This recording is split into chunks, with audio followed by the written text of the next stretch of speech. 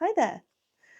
In this video, I'm just going to get comfy and with a cup of tea, and I just want to talk to you about cruising, specifically about how I go about choosing a cruise ship cabin.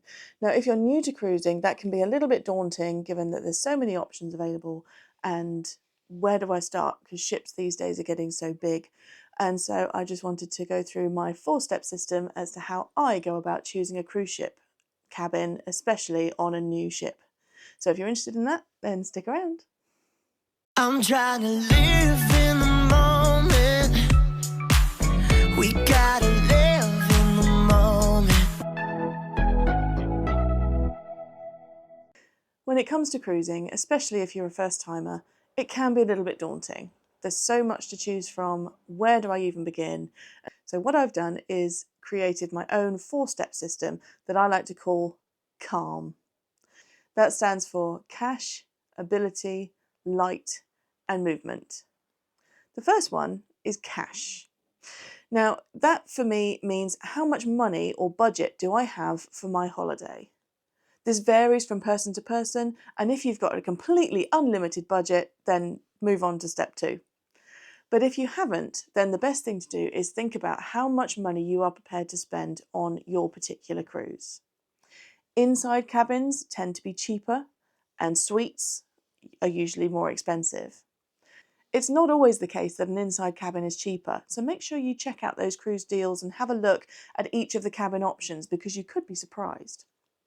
Another thing to consider when it comes to cash is the amount that you pay for your cabin might not be the only thing that you have to pay for the cruise.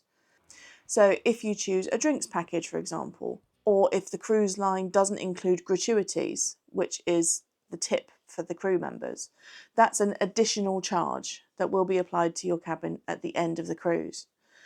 Cruise lines routinely don't include Wi-Fi and things like that, and excursions, so something else to bear in mind when it comes to the overall cost of your cruise. Step 2 is ability. Modern day cruise ships are getting bigger and bigger, but that also means they are covered in lots of different amenities, from kids clubs, restaurants, swimming pools, casinos, theatres, spa areas. If you have limited mobility or range, or you just don't want to be walking half a mile every single day to get to your favourite amenity, then I would recommend having a look at the deck plan to see whereabouts your most convenient amenities are on your particular ship. Not all deck plans are created equal. As you can see from the MSC's website, the individual decks are shown so you can zoom in quite easily on them. However, I really do like the way P&O has a deck plan because it shows every single deck lined up alongside each other, and you can see where the lifts and stairs are on each deck.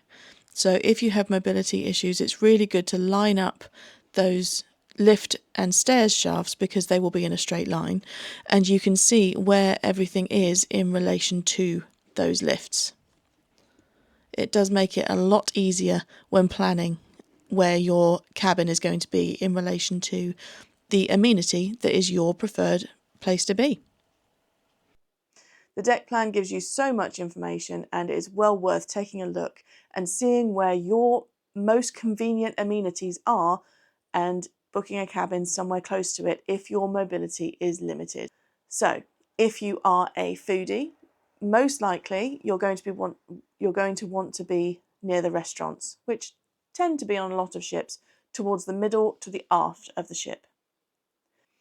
If you have children on board and want to be near the swimming pools and the kids club, again, that's usually towards the midship and aft. The theatre and the spa is usually towards the front.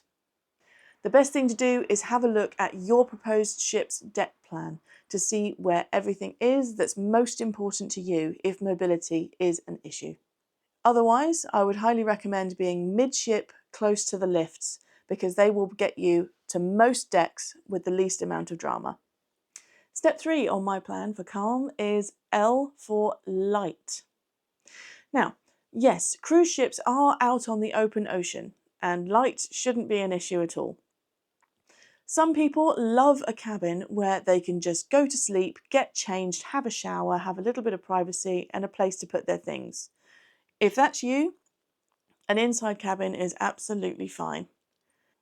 But if you like to get woken up by the sun in the morning, you're going to need an outside cabin as a bare minimum. And if you like your own outside space for a cup of tea of an evening, then a balcony cabin or a suite is a must. This is all down to personal preference, and I can highly recommend that you get a balcony cabin if you are going to somewhere like the Caribbean, where I went to in 2019.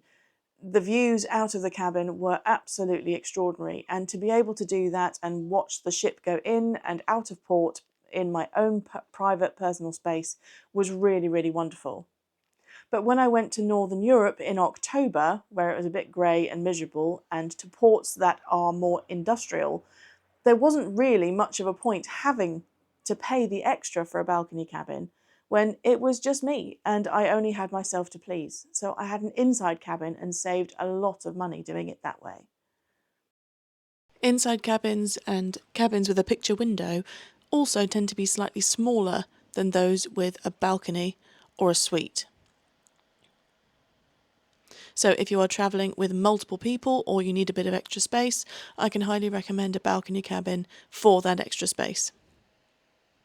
So it's entirely down to personal preference.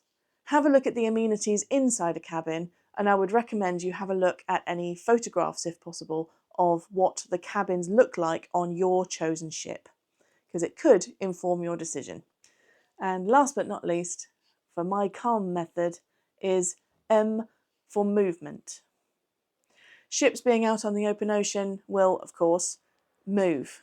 Regardless of how many wonderful advancements there have been with regards to cruise ships and movement and stabilisation, you will feel the ship move. If you are particularly sensitive to seasickness or movement-related issues, I would highly recommend choosing a cabin somewhere in the midship to the aft, as those areas are far less likely to feel the most extremes of the movement.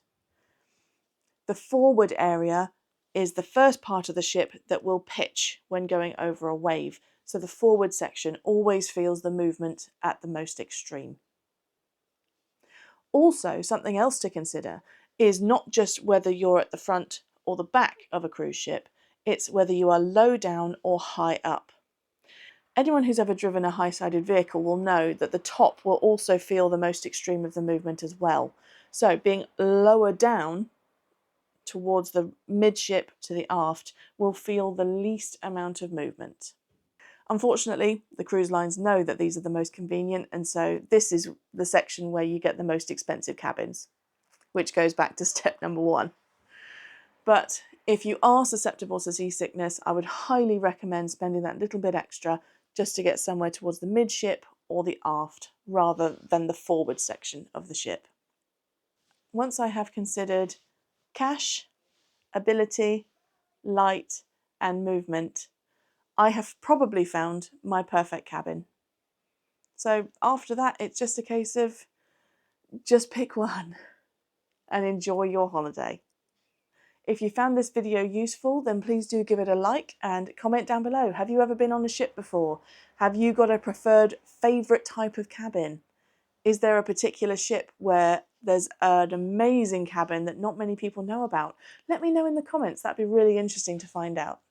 So thank you very much for joining me, and I hope you'll subscribe to the channel for more from Just Pick One. Until next time.